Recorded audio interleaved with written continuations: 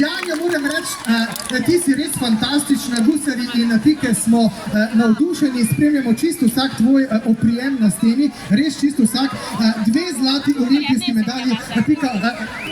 Ja, Tokio najprej, ja, pa pol še Pariz in midva z gusarjem sva si v Vili Čira Čara sam zato naštimala, da sva lahko gledala Janjo, pa sva skozi držala pesti, čeprav midva sva itak vedela, da bo ona vse premagala. Pa 46 oprijemkov imava in vsakič dava en oprijemek na Vilo Čira Čara zraven. Zakaj? Ker Janja ima 46 zmag. Janja, to pomeni, da boš imela prav kmalu Abrahama.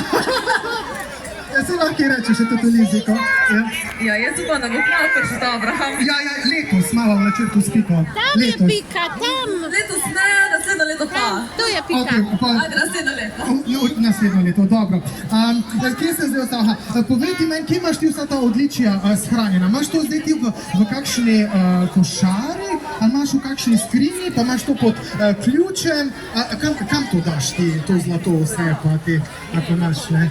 Ja, jaz sem imela tako veliko skrinjo, ja, pa vse imam tam noter zloženo, pod ključem seveda, da nobene ukrade.